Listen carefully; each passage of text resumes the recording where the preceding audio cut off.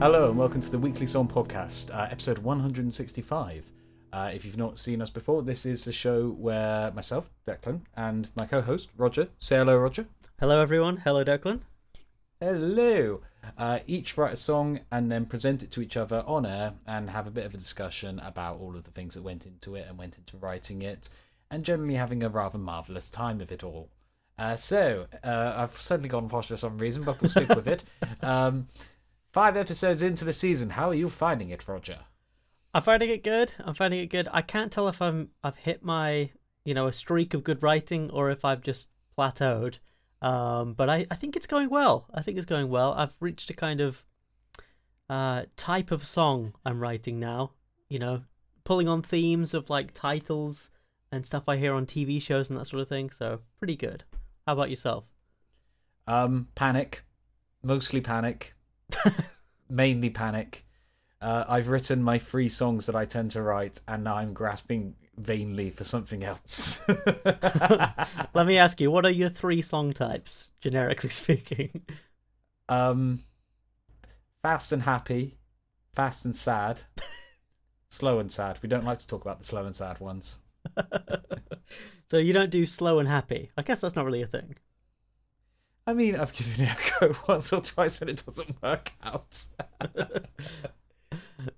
Oh my god. Well, there is that whole thing of like juxtaposing a happy lyric with a sad instrumental or vice versa. I should try that more often. I don't do that very often. Well, let's see what you have brought to this week's podcast, because I believe it is your go first. So, Roger, please tell us about your song, what it's called, and anything else you want us to know before we start. And if you would like to join in some of these hand motions, you're more than welcome to. You're doing a very fluid robot, My hydraulics are out of control. It's like watching Boston Dynamics on a trip. But what am I trying to say? Oh yeah, my song this week is the 5th song I wrote for this season, and it's called A Fighting Chance, and it tends to go like this.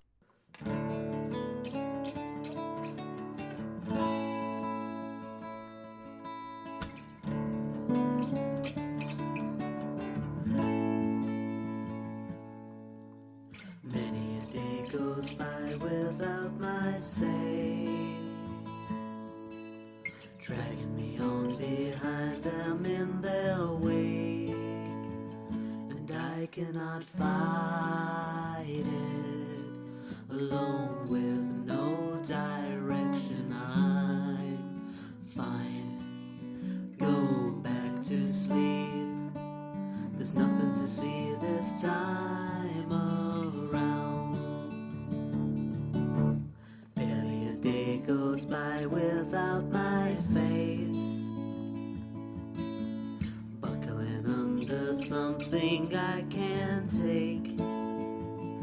This is not sacred, I'd know sacred if I saw it.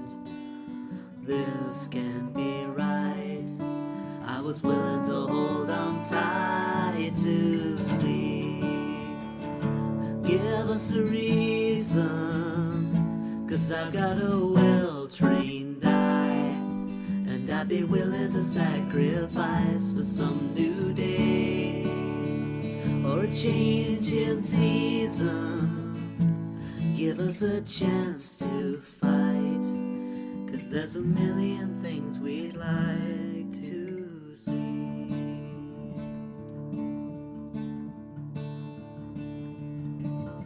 Maybe I left my chance too late to take, telling myself these stories till my grave. You ask, is it worth it? Like I neglected something perfect. How did I waste my time? Does anyone ever cross that line?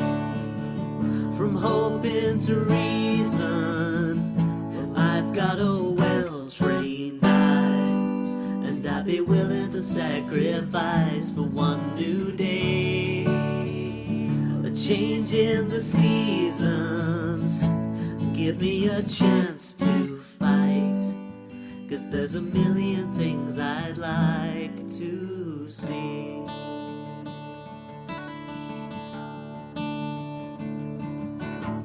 Time is seldom what I thought it was, unless you believe what you read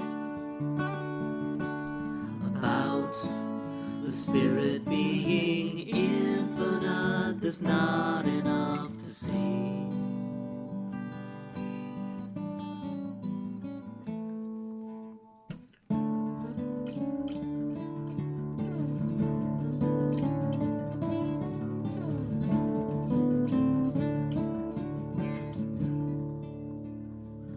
What fills the emptiness is so far-fetched and funny. I believe 70 years or so was never enough to sow these seeds.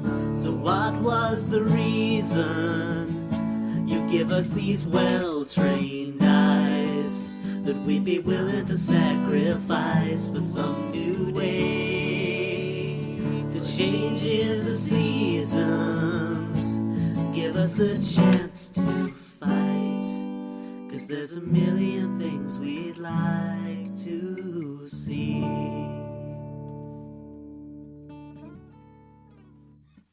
So that was Roger's song for this week, A Fighting Chance. And I'll tell you what, Roger doesn't need a fighting chance to write great songs. He does it naturally. Aye. This is very lovely. This is very sort of like very low energy compared to your other ones, but in a very sort of very what's the word I'm looking for? It feels very earnest in its sort of presentation. Like I noticed there's a bit of an extended range on the guitar as well, which sort of really lends that sort of mellow sort of wideness to it. Yeah, thank you. I mean, you know, me, Ernest Rog, you know, I can do Ernest. Yeah, I mean, I guess that kind of, you kind of have to match the lyric to what you feel. If this, what am I trying to say? If the music has a certain energy to it, and this one kind of has a brooding sort of thing to it, even without the words, you kind of go, oh, the words should kind of match that sort of thing. Brooding, that's a much better word than the vague ones I was coming up with. That's really the sort of sense you get from this one. So how does this one start? I'm going to assume that it starts on an acoustic guitar. If not, it's made one hell of a journey. It actually started on the Glocken. No, yeah, you're right. It started on the acoustic guitar with 2 chords. Okay, so at the beginning of the week on a Monday, I thought, I'm going to sit down and write and start the song early, and I came up with a chord, which was, you know, great. It's more than I ever come up with on a Monday. So I came up with this chord, which is an A major, which on the guitar I'm playing like a bar chord, but with an open A string, and it sounds like this. However, I'm taking off the note that's being played on the high E string on the 5th fret, so that I'm leaving that ring so that you have 2 top E's playing. And it sounds like this. And I just played around with that chord on the Monday, and I thought, I like that chord, and that's got a certain almost 12-stringy quality to it, because obviously the B and the E are slightly out of tune with each other, you know? That's how 12 strings end up getting that lovely shimmer, is that the strings are very slightly out in comparison with each other. I love that sound. I wish I had a 12-string guitar, but this is the closest I could get, so. Well, if you buy another one and then put them together. I like your thinking. Yeah. So I had that chord, and then I called up my little brother, Dorian, who is 15, and he is an incredibly good guitarist, way better than I was when I was 15. And he was playing me all bits and pieces that he's been playing recently.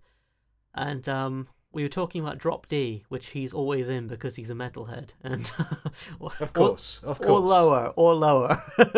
So he was in drop D, and I tuned down to drop D. And I was saying to him, I like, when I'm in drop D, I like to play shapes like where you bar the lowest 3 strings and then play like a third on top of that. That sort of thing. And he said, well, what I like to do is I like to play this chord. And he played open, because he was in drop D, so he's playing open D, open A, open D, and then he played 2nd fret G string. So it's like a D5 with no third in it. And he's like, that's the chord I love to play on open D. And I was like, that's a cool chord. And I said, do you mind if I steal it for my podcast with my friend? And he said, okay. And how dare you? You've stolen a chord. You've stolen a chord. It's his chord. It's the D chord, and he's Dorian. So, which is a mode, I think. I don't know how to play it, but it is. Yeah, we know of its existence. We just know not how to speak it to you. Yeah. Or play it to you. So I thought, when I got off the phone to him, I thought, okay, I've got 2 chords. And so I played the open D that he showed me, and then my A with the 12-string type of ringy thing at the top. And I had... And then what I did is I took the chord that he showed me, that D5 sort of chord, and I took the one note that's fretted, because it's just one finger, for those audio listeners, it's just one finger on the G string on the 2nd fret, and I just took that up the D major scale, and I just took that up that G string, and then I played the A after it. So you got, and you just repeat that, and you keep going with that. And then I thought, not only is that kind of a cool riff, I guess, but also it contains a vocal melody too, the whole da da da da da da da da da da. So that's where it started.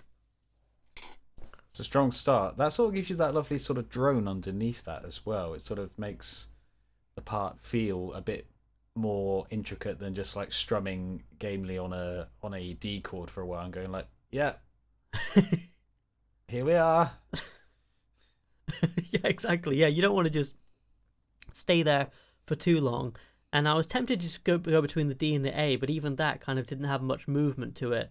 And I think with a song that's kind of subdued in energy, I think it's kind of good to have some kind of movement just to kind of get it going and get it on its feet.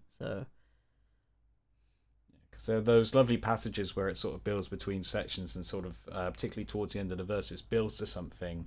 The harmonies come in to sort of emphasize it, and then it folds back down almost. Yeah, it does kind of ebb and flow quite a lot, where it has like energetic peaks and troughs, I guess. But yeah, it was really a case of just matching lyrics to that phrase that I just explained, and then coming up with sections after that. So those verses took the longest time, especially lyrically.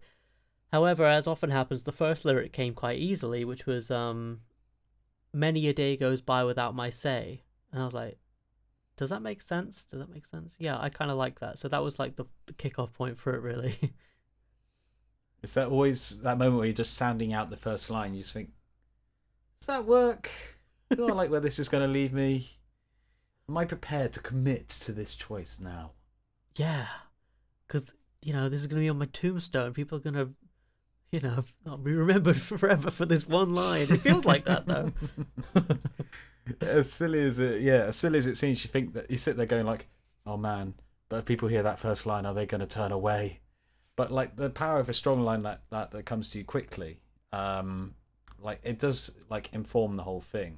Like, and because you tend to write words at the same time as music, I'm imagining that sort of unlocked like something else to do with the writing. Definitely, yeah. So I already knew that it had that sort of energy to it, that sort of reflective sort of thing. I knew it would be somewhat self-reflective and that sort of thing. Many a day goes by without my say. So it's like, what's keeping me busy? That life is kind of slipping through my fingers and I'm not getting, making the most of the opportunities I have and things like that. And as mundane as it sounds, a lot of it's just about working. You know what I mean? Like, even getting time to write these songs for this podcast is like, you're exactly the same as me, I'm sure. Like, you work all day and then either you write in the evenings or you're tired in the evenings and you need to recharge so that you have energy to write. And often that happens at the weekends. And so it's like the thing that you like best of all, you don't really have time to do. Yeah, it's the sad thing of modern living in that work is terrible. even more so than it has been in the past. Yeah, I mean, I work now as much as I did in my early 20s and stuff, but I swear to God I have less time now than I've ever had. So It's just because we're getting old, Roger. We're old and past it now. We can't stay up past 10 o'clock. I need my slippers on by 9:30 at the latest. yeah, exactly. It just doesn't work to have your slippers on after 10. That's not civilized. That's not right. No, well, I'm in bed by 10, aren't I? Yeah, exactly. Mug of hot cocoa. I mean, you say all that, but that's not far from the truth for me and for you, probably, I bet. Oh no, I'm terrible. I just stay up till 2 in the morning going like, why am I always tired? And then waking up at 8 o'clock going, why am I always tired? I heard of that thing recently, whose name I can't remember, but that thing where you stay up late to, it's like get revenge on the day. Like, this is the free time I have. Like, I'll make the most of it. And you wake up at midnight. This is not something that is known to me, but it does sound absolutely wonderful and the sort of thing that I would do just to spite myself. Yeah, it's bad for the next day, but it's good for the night. Yeah. But anyway, so yeah, the whole thing was kind of based around not really having enough time, and then at a certain point during the lyrics, I can't really pinpoint where, it kind of went from not having enough time in my working week to like, by the time I got to the bridge, I'm saying things like 70 years or so was never enough to grow these seeds. So like, I don't know. I don't like talking about lyrics too much because like it almost like takes them apart and mangles them a little bit. But it's would you like to just remind us then why you chose to be on a songwriting podcast? Well, you suggested it, and here we are, and I'm very happy. But yeah, you know what I mean. Like sometimes the lyric itself speaks best, but like I suppose it's like life is short, and so I don't know. There's so much to it, but you only get a short amount of time, so it's hard to make the most of it, particularly when you're working all the time. Which, yeah, you get that real sense of like we said, brooding earlier, and like you said, there's a reflective quality, but there's also this real like there is a tired quality to it. Like it almost sounds a bit like a lullaby in places, but like a really sort of, well, lullaby is probably not the right word, but you know, like soothing music you play to like relax to or something like that. Yeah, it's kind of like I suppose if it's influenced by anyone, it's sort of Elliott Smith, Nick Drake type of thing, acoustic guitar and a singer type of thing. You saying Elliott Smith is not a surprise. You are a big Elliott Smith fan. Yes, and in our regular section later, what you've been listening to, Ian, if Ian doesn't arrive, I'm going to be telling you about some Elliott Smith records I've been listening to. So, so that's definitely fed into it. But yeah, it's that sort of a fingerpick thing. There was one trick I did chordally, which I wanted to mention to you, which I thought you might find interesting. That I do in the bridge. So a lot of it's very diatonic, and this is as well, but it's something I hadn't done before. So we're going, because the whole thing is in D major, we're going F sharp minor to B minor, and then we're playing a G, but rather than having the B playing out, we're playing an A on top of it. So we got a chord like, and it just creates this weird suspension. And the vocal melody is doing that too. So you get this, which is kind of Jimmy Page-ish. Like when Jimmy Page plays guitar, he plays a lot of chords that you don't quite know if they're I was going to say a real chord or not, but like if they're, you know, in key or whatever. So bringing a bit of ambiguity to the table. That's a much better way of putting it. Yeah, that. I must say, like, for those of you listening or watching, the audio suppression is doing wonders. So I have, in the moment, I have yet to hear what it is that Roger has demonstrated. But I'm sure I'll be able to come up with a more something more to say about it once I've actually heard it during editing. I mean, it's funny, like, we'll look back on this technology, which is miraculous. We can talk to each other in different places. But we'll look back on this and we'll go, do you remember when you couldn't even hear each other play guitar on video calls? Yeah. Oh my goodness, that was the dark ages, wasn't it? And we'll be able to like jam across video calls soon, I think, where like it's in real time. Yeah, I think it's just internet latency is the thing. You could probably already do something akin to it. The trouble is that no company wants to sell the fastest internet for the lowest price. So therefore, it's not really going to become a widespread technology. That's just how things work. Damn capitalism. Capitalism is terrible. In other news, the sky is blue and the grass is green. Looks like your back had locked up and you were like lobstering your way around talking about capitalism. Whoa! The system has frozen me.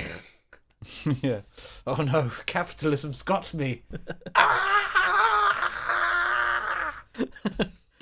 I like the idea of people in your house going, "What did he just say? I think capitalism's got Declan." Yeah. Like, capitalism, you've got to leave him alone. Title. But as far as the song goes, I can't think of too much more to say about it. As long as it is, it's my longest song of the season so far. It's quite straightforward in a lot of ways. Like I say, very diatonic. It is in a drop key, which is a little bit different. And lyrically, I feel like it has a bit more going on than some other songs. Oh, the last thing I will say about the lyrics is it's another one where I got the lyric from a film or TV. So I was watching a film last week called Dark Waters. Have you seen Dark Waters? I've heard tell of it. I have not actually seen it. The name is ringing a bell, but I can't put a thing to it. Well, it's a very good film. I mean, the film itself isn't actually that relevant to it, but it's about a big city lawyer who becomes a partner at a law firm who defends big chemical clients who are also very corrupt. Is this the one where they're pumping chemicals and it starts damaging farmland? Yes, you got it. Yeah, Mark Ruffalo's in it. Yes, Mark Ruffalo. That's it. I was trying to remember his name. You got it. I've seen the middle of the film. How did you just see in the middle of a film? So when I used to work at HMV, you could watch films in the staff room on lunch, and obviously because films are quite long, people watch them over multiple lunches. So someone was watching Dark Waters, and I happened to be there while they were watching the middle of it. Were you? Because you used to write songs on your lunch breaks. Were you writing a song? No, because Steve was watching the TV. Oh, well, yeah. I guess that's very considerate of you, actually. But yeah, no, I know how that story middles. Yeah, so but it is in the middle, this line, so you probably heard it in passing, but basically, yeah, so they're dumping these chemicals in this farmer's land, and then the farmer is offered sort of like hush money, like take, this hush money, and then the lawyer goes, look, this is the best we can do, take the money, at least it'll give your family a fighting chance. And I got my little book out and I wrote down A Fighting Chance, just because it's a kind of cool title. So that's where that came from. Which is interesting that you reverse that really in the ends of the chorus. It's like, give me a chance to fight. It's one of those things where I really stubbornly wanted to give us a fighting chance into the chorus, but it just didn't work. So I just had to relent. I kind of like that though, like the title phrase not really being like the key thing of the chorus and like it being flipped on its head slightly. So it's still relevant, but it's like different angle on it. Yeah, definitely. But that's about all I can think to say about the song, unless you can think of anything I haven't covered. I don't think I've got anything to add. It's quite a nice one, this one. Like it's very, like we say, it's got a very unique timbre to it. Like, I'd be interested to see how you would take this one further, because it feels quite complete as is. Yeah, well, what you said when we were listening to it about adding a heartbeat as the rhythm in the back is a very uniquely Declan idea, and I think I will do that, because that's a good way of doing it. It's a very unique Declan idea that he got from listening to Taylor Swift, so... Well, okay, I thank you and Taylor. If Taylor, as you're listening, which I'm sure you are, thank you both. Okay, so yeah, like I say, that's my song for this week, and we're going to move on to listen to your song, Declan. So tell us about it. What's it called? How does it go? And any other details? Well, it's called Up and Gone. It is a song. It goes like this.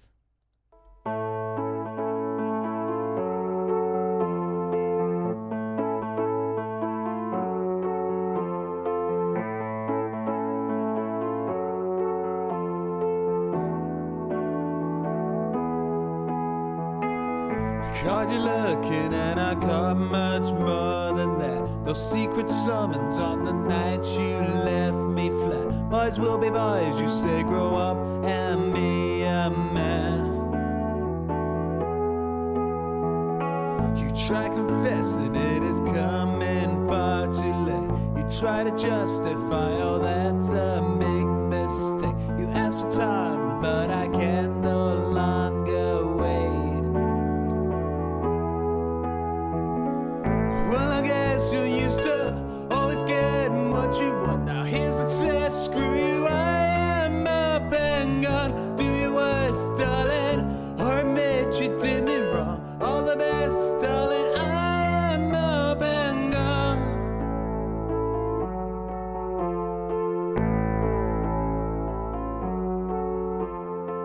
I see you thinking, just how can you make this right? To wriggle out of this and end up in the light. I cannot wait for this one, sure will be a sight. You're so aggressive, just how do you think this goes? You're in the wrong here, darling, surely you must know. There's no returning from this, I will let you go. Well, I guess you're used to always getting what you want. Now here's the test, screw you, I am up and gone. Do your worst, darling, or admit you did me wrong. All the best, darling, I am up and gone. There's nothing you can say that'll save you, honey. Lost your little game, and I think it's funny. You never play a game. Take the lesson, dummy.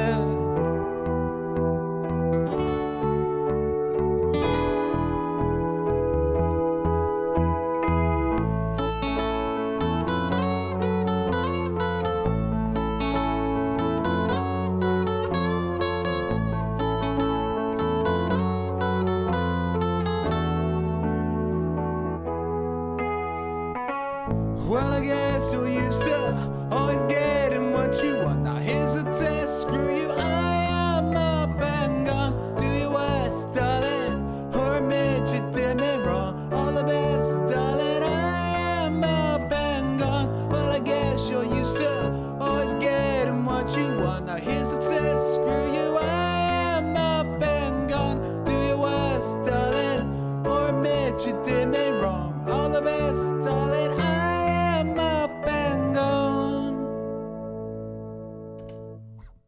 Okay, that was Up and Gone. That was Declan's 5th song of the season. Fantastic song, as always. And I think the first one that you wrote on keyboards so far this season. Why keyboards? Why not? That's the answer to that one. Touche. Yes, I got to the point basically where I was trying out things on guitar and I was just playing all the previous songs that I'd written in the season. So it's just like, right, okay, force myself to do something different onto the piano. Okay, that's a riff. Let's go with that. So you came up with the piano riff first, that dun, dun, dun, dun, dun, dun, that bit. Yeah, with that sort of descending bit there as well. It was one of those moments. Where I was like, yeah, feels like probably everyone has written this riff at some point. And today is my turn. I don't think there's anything wrong with starting with a sort of a style, even if it's a style that you maybe have heard somewhere else before, because then you take it in your own direction. So, like, where did it go from there? You came up with a riff, and then what was next? The next part was just coming up with the sort of end of the verses, which is just a sort of mistake. I was playing a D over an E bass note. and realize, oh wait, that sounds good. Let's keep doing that then. Ambiguity, baby. Then coming up with the chords for the chorus, which keep it simple. A over C sharp, D minor, which that's a very concise bit of movement there. Also, just with the feel of it, like picks it up a little bit, like a bit more straight ahead, and then just coming up with the bridge. The bridge is kind of the odd one out really in this song. Like, so the riff is playing on an A, and extending the fifth up to F sharp, down to F, back to E. So you've got that little movement there, and a D and E, which implies the whole thing is in A. Same with the chorus. The fact that you're going to a D minor implies that it's in A. In the bridge, you're going from an E minor to a G to an A, which is almost like a flat major 7, and then almost like the minor version of that, because E minor and G are kind of related. And then just that little moment at the end where you go E minor, D, E to get back into it. Yeah, the trick to get back into your original key. That was cool. And I said to you while we were listening to it, is there something non-diatonic going on in the bridge? Because it sounds like it could be diatonic chords, but it's got sort of this almost, it pricks up your ears and makes you kind of go, oh, what's happening here? The song is pretending that it's in D for that moment as opposed to being in A. Yeah, sometimes there is that thing of like, there is enough ambiguity of what is the tonal center that you can almost play with it a little bit. Which is just fun to do on a section like that, to go, right, here is a section that's out of the normal range of the chords. Let's have fun. I am noticing this all after the fact. I did not notice this at the time. I will hasten to add. I mean, you could go, I know all that at the time. That's fine, Well, afterwards, I was looking at it going like, oh yeah, that's interesting. Whereas at the time, it was just like, huh, chords sound good. Me write chords. I mean, I think that kind of Stone Age approach is probably the most intuitive one, and I think that works great. I've got to say the chorus is my favorite part of this song, because like you say, not only does it pick up the pace, but you've also got those more driving bass notes in the left hand of the piano part, and it's got a great hook, that sort of da da da da da da da da da, very like anthemic and kind of like a screw you type of chorus, which I love. Thank you. Those notes are actually in the bass. What I'm playing in the left hand of the piano at that point is basically just a sustained chord. All the movements in the right hand.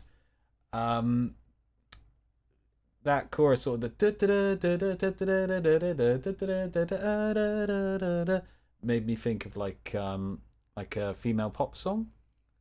At that point, like the first idea for a lyric came in on that chorus, like, well, I guess you're used to always getting what you want. It's just like, okay, this song is about to write itself, isn't it?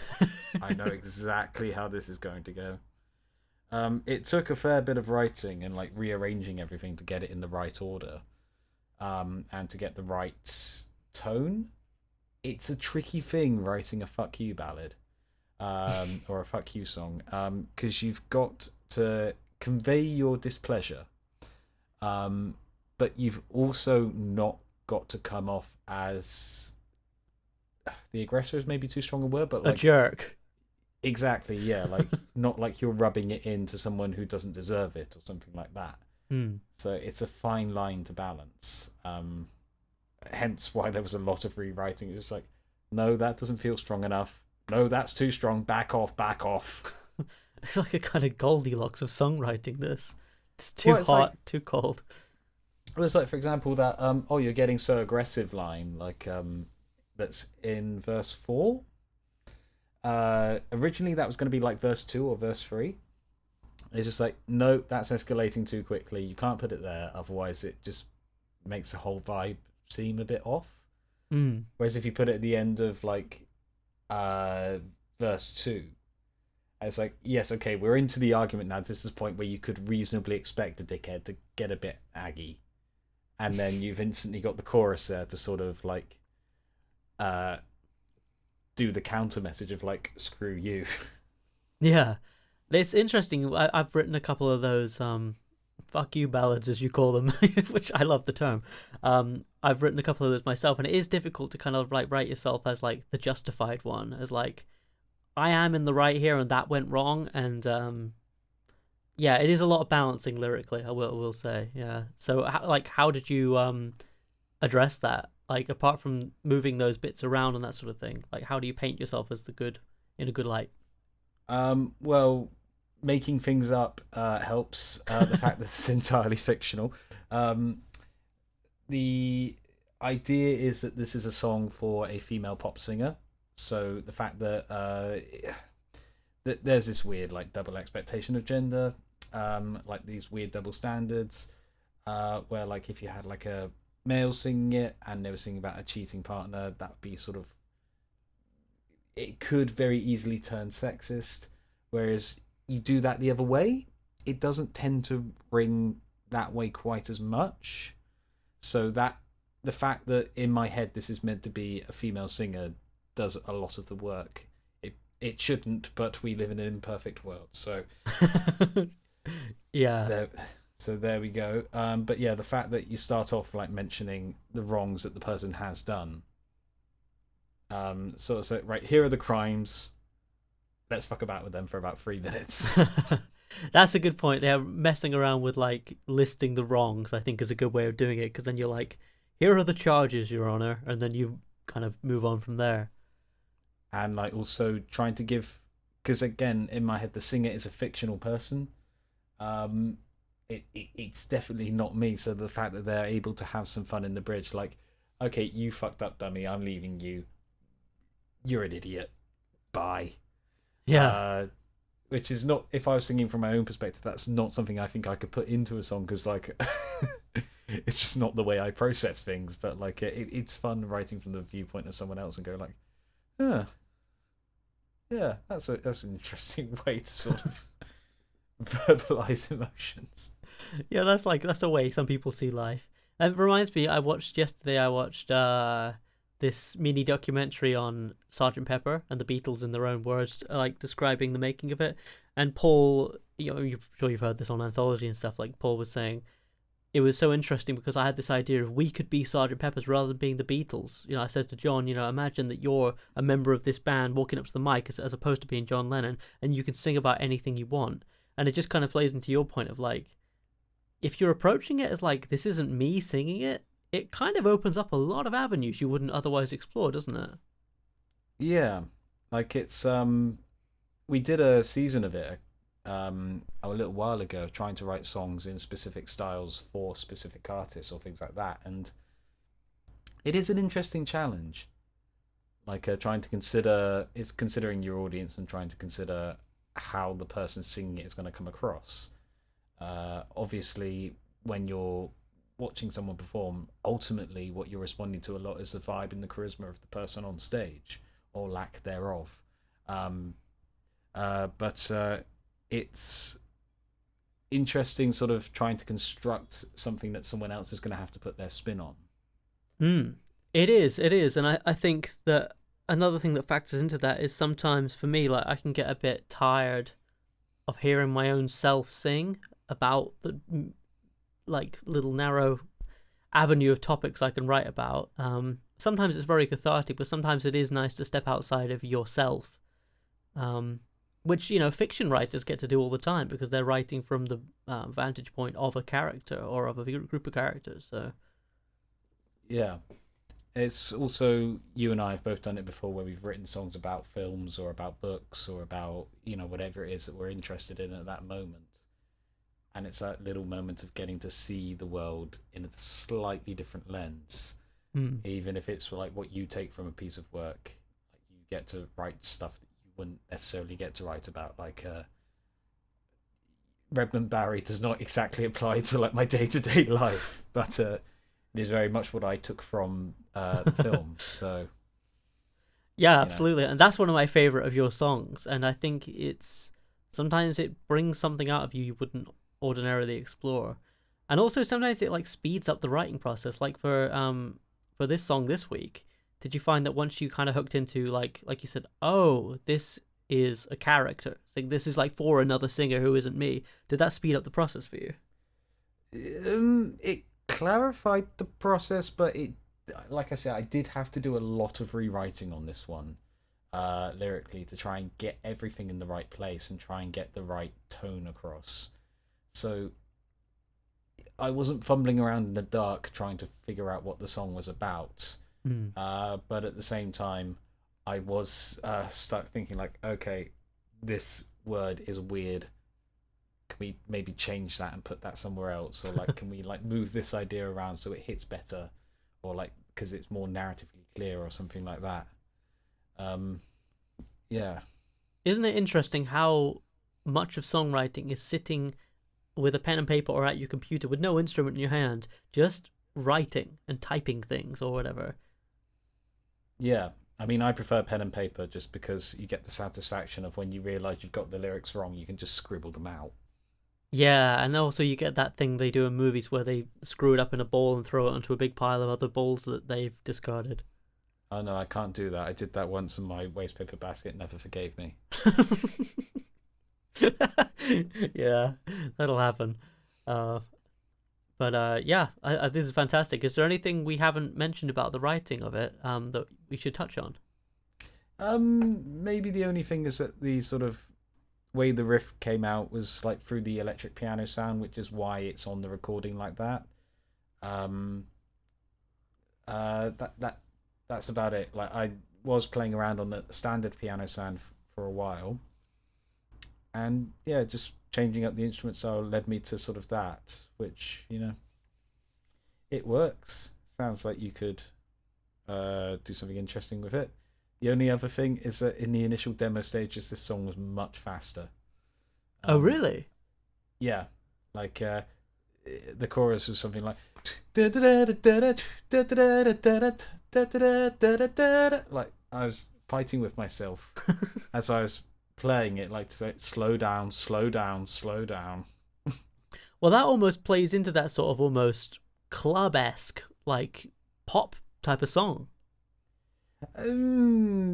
Yes, but it's a bit faster than pop. It was a bit faster than pop songs tend to be anyway. Okay. So like I was trying to slow it back down into the pop field.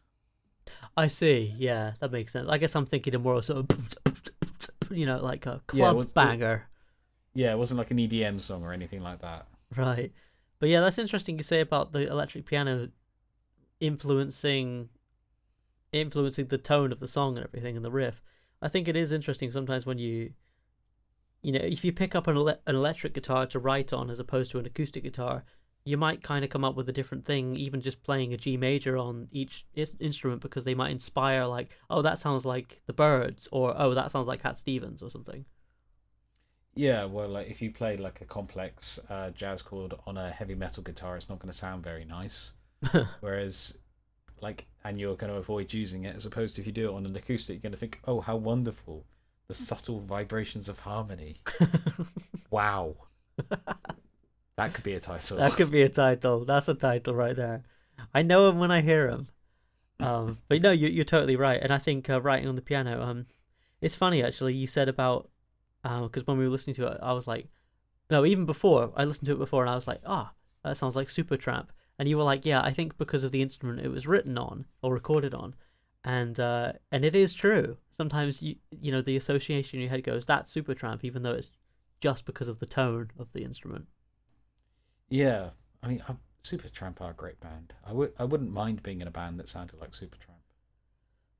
I think the other thing that kind of made me think Supertramp was like, in the chorus you've got that one low thing going on in the left hand. Yeah, on YouTube I'm just kind of going like this. So like you're getting into songs like Goodbye Stranger where they've got like a boom boom boom boom boom boom as the chords are changing around it. Yeah, exactly, like one drone, yeah, with changing chords. Goodbye Stranger. Okay, now I need to just go and listen to Breakfast in America. I really do. It's a very good album. It really is. It really is. Okay, so we've listened to our songs that we've written in a week this week. Now we're going to talk about some other music that we've been listening to. And in our new regular segment, what have you been listening to, Ian? Is Ian here? Ian, are you here? Speak to us if you can hear us. Hello, I'm Ian. Oh my god. How are you? I didn't expect to see you here. I'm doing grand, thank you. So you're from the north, I see. Vaguely from the north. We're not going to narrow it down to anywhere in specific. And I apologise now to everyone, just everyone. So, I mean, you're here, so what have you been listening to, Ian? You know what? I'm just going to let...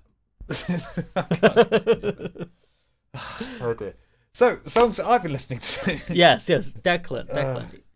Yes. You were possessed there for a minute. I'm going to say, when you were possessed by Ian, and you were, well, a medium for Ian, I must say, you kind of adopted the same thing as when you were frozen with capitalism. So, there's a connection there. Ian and I, we suffer from the same... from the same afflictions. So, album number 1 that I've listened to, The Raytons, What's Rock and Roll. Any good? I quite like it. I prefer the first one, but I do quite like it. Jack Penn, yeah, there's a character over the top at the end. So Jack Penn-Yate, Matinee. Nice. Timberland, Shock Value 2. You do surprise me with some of these. I had Shock Value 1, so I had to listen to Shock Value 2. Of course. Dua Lipa, Future Nostalgia. This is the one with the remix stuff on this too. Nice. The Strokes, First Impressions of Earth. What were your first impressions of that? It's okay. I think I prefer the general tone of the others, but yeah, it's quite good. Okay. Caroline Polachek, Desire, I Want to Turn Into You. That is quite good. She is a good singer. Yes, I've heard some of the stuff on that album. I haven't heard the whole thing yet, but yeah, she seems really good. She's insanely talented. Like I think Fletch introduced me to her, and I think the band Chairlift she was in. But she also does full on opera stuff. Oh wow! Okay. Yeah, proper opera stuff. Proper opera. The Arcs, Electrophonic Chronic. It's basically the Black Keys with a marketing PR lift, and it's surprising how much that does for me. Wait. You've got to explain that a little further. So it's Dan Auerbach doing more like retro rock sounding stuff, and the more the Black Keys lean into that, the less interested I am. But for some reason, the Arcs record I quite like. Oh, sweet. Okay. Adam Lambert, Velvet, Side A. Nice.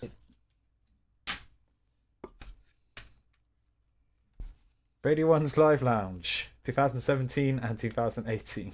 No, any good highlights from those?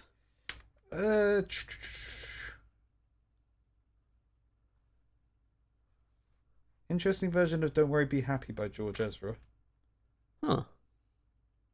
Stormzy, Big for Your Boots. Oh yeah, nice. Royal Blood, My Sharona. Can't beat a good live lounge. What do you got next? The Free Nationals, self-titled. They are Anderson .Paak's backing band. And I think... Is he on here at some point? Yes, he is. So for one song, it briefly turns into an Anderson .Paak record. I like the idea of a backing band making a record. Not that they're just a backing band, but it's kind of like the band, Bob Dylan's band. Yeah, they were asked why it took so long to do their first album. They just said, "Oh, it's a day job." Right. Yeah. Dua Lipa. Nice. I could have damaged so many of these CDs.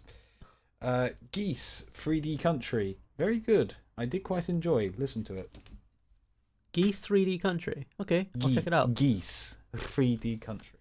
Geese, like the bird, like the... Like birds, like vicious birds. Okay, cool. Ava Max, Diamonds and Dance Floors. Very... Like, her first record is very 2010s retro pop. It sounds like the sort of stuff Lady Gaga would be making at the time. The trouble is that she made it in 2018. This one sort of takes that, but takes one step towards modernity, and I quite like that. Probably says a lot about my taste. I like that kind of thing. I'm a big fan of The Fame and The Fame Monster. I think they're a great record. So if it's anything like those, I'm a fan. So, Bo Burnham, Inside. The songs. And what did you think of it? I think they're great songs. I quite like it. I like how sort of structured it is as a sort of show. That's how the world works, and Welcome to the Internet are brilliant. I watched it after the big hype about it. I watched it, I think, some point in late 2022. And what amazed me is that it wasn't actually just a piece of like COVID art. Obviously, that does inform quite a lot of it. Excuse me. Good one. We'll keep that in. But it does actually have just a lot to say about social media and the way the internet ruins our lives, and how isolated we are from each other, and just how broken the world is. And that made me happy.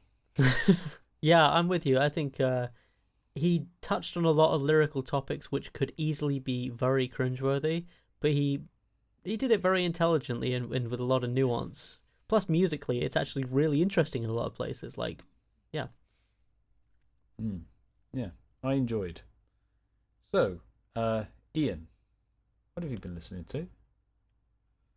I don't think he's here. He's left. You're not embodying him anymore. No, he's floating somewhere in the void. Well, he's not getting paid this week. I'm not putting up with this ever again. We'll give him Roger. one more chance. One more chance. So, Roger, what have you been listening to this week? Well, like I alluded to earlier, so for the folks who wanted to hear about Elliott Smith, now's the time. Yeah, I've been re-listening to Elliott Smith recently, but also I've been listening to Amy Mann, who, but particularly her most recent two records, Mental Illness and Queens of the Summer Hotel, because all of that stuff, all of what it shares in common is it's acoustic. Particularly the Elliott Smith records, Either Or and XO. But they're acoustic in a way which I am keen to explore at the moment, which is obviously acoustically written songs on guitar, generally speaking, but there is production around it. And I suppose these albums have been quite influential because I've moved, as you know, Declan, obviously, but for those of you watching on YouTube and see a different background, I've moved and I no longer have access to, well, temporarily, to my drum kit, to my big guitar amps, to things that you need to make rock music. So I'm focusing more on writing with this thing, the acoustic guitar. So I'm listening to records which do acoustic music, but in an interesting, layered way with lots of cool production. So Elliott Smith is kind of really ticking that box for me. That's fair. You're a big fan of his anyway. Yeah. Which, yeah, he's a good one, is that Elliott Smith? Good lad. He's a good lad. Yeah. I mean, for anyone who doesn't know his stuff and wanted to check him out, I guess Either Or is probably a good first album. That's the first one I ever heard. And it's one of those albums that just hooked me immediately. And like, yeah, he's very soft sung, but just very interesting, fast-moving chord progressions. Very Beatles influence, but not in a way where you go, it's just like a pastiche. It's good music. Yeah, what can I say? I mean, I'm not the first person to say Elliott Smith is good. Breaking news. Yeah. Breaking news. Popular musician is considered good by a person. Yeah, co-host of Minor Podcast in Breaking News. Controversial opinion. But yeah, that's been pretty much it, really. Another thing of like just listening to those albums on repeat a little bit. I watched a concert as well on YouTube.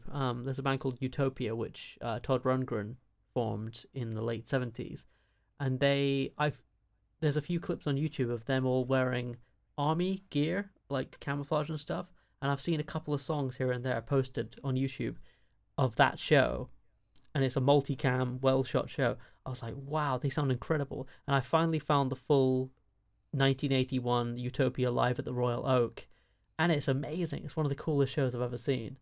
So I watched that as well, which isn't acoustic, but still very good. Now, all you need to do is take that Todd Rundgren sort of vibe, and turn it acoustic. Yeah. Force the acoustic guitar to live with that. That's two worlds colliding. And you know what happens when two worlds collide? Take a guess. Massive disruption to whatever solar system the two planets have to be in. Gravity just doesn't know what it's doing. Mass extinction events. Sun's probably a bit miffed. Yeah, you get a miffed sun out of that equation, definitely. It's like, oi, I'm trying to hold these bodies in orbit here. Yeah, Could you not? I'm trying to shine. Look, mate, I'm the biggest gravity generator in this system. I can't have you guys over there mucking it up for me. Yeah, in the solar system, the sun is the big dog. You don't mess with the sun. You don't miff Quite off the literally. sun. You don't miff the sun. So that is it for this episode of the Weekly Song Podcast. Thank you very, very much for listening to us talk about songwriting and music and all of the other random, what do they call them? When you're on one thing and then you talk about something else? Digression. Thanks for listening to those as well. If you want to email the show, please do. Please email songs you've written in a week. Please write in with comments, thoughts, suggestions. Oh, we had a discussion about doing a challenge season at some point in the future. So if you have any ideas for challenges we could do, write a song about this or use this as a prompt or anything like that, email the show, weeklysongpodcast@gmail.com. You can find us on Instagram at Weekly Song Podcast. We're on YouTube. If you're listening to this audio and you want to see us, we're actually now doing this video-wise. So look up Weekly Song Podcast on YouTube, subscribe to us, and thank you to everyone who's helping us grow in that venture. And yeah, also check out our duo project. Declan and I have a duo project together, for those of you who don't know, called Schnookums, SCHNOOKUMS. We have a debut album out now called Attaboy, and we're really proud of that album, actually. I think it turned out really good. And you can get that at schnookums.bandcamp.com, as well as all the other streaming services. And that is the end of my lung full of oxygen. So, Declan, where can people find you and your music? Can I just say, you're the first person who has ever managed to split the word Gmail into two separate words. Gmail. That's how I say it. Gmail. Gee, we got mail. Anyway, you can find me and my music online in various places. Search Declan Kitchener, and then eventually I'll show up, I'm sure. Google doesn't go on forever. Yeah, Spotify, Tidal, iTunes, all the fun places where you find music. Don't know why I am waving my arms about like this. If you're on the audio, you really want to get onto the YouTube. If people are on the audio, they're just hearing a sort of slight modulation in volume like that. As I'm just getting further and closer away from the microphone, and it's just... Now that, my friends, is dynamic range. Yeah, as I've said before, definitely recommend checking out Declan's stuff. What's that EP where it's stuff that you and I recorded together in the very first place we ever recorded together? Hold on, let me get the title up a second.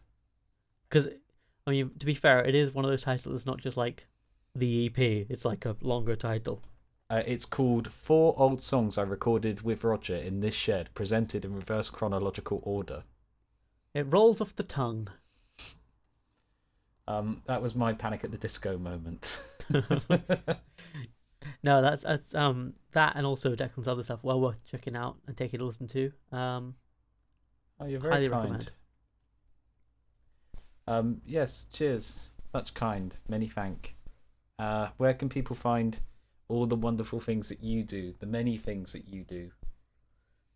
Well, I don't feel like I'm doing too many things at the moment because, as I said earlier in the podcast, life is busy. But the stuff I have made is available on rogerheathers.bandcamp.com. I've put out a number of albums which are available on Spotify, Apple Music, Bandcamp, Tidal, Deezer, Amazon Music, YouTube. I'm going to try and keep going. That's all the ones I can think of. Are there any more? There must be more. There's loads more. Pandora. Krabus? Kobos. Bless you. Yeah, I suppose so, yeah. But all the places, because when you upload music into a distributor, which is how it gets on Spotify and everything, you get the choice to tick all these boxes, and there is an option that just says tick all of them, which includes about 25 that you've never heard of, but people must listen to because there's a demand. So those ones as well. Also follow me on Instagram at Roger Heathers, and there's a link there as well to my blog where I publish a weekly blog about music and making music. So that's pretty much it. Okay. Join us next time for another episode of us writing weekly songs. And we look forward to seeing you in the next episode. Ta-ra! Ta-ra!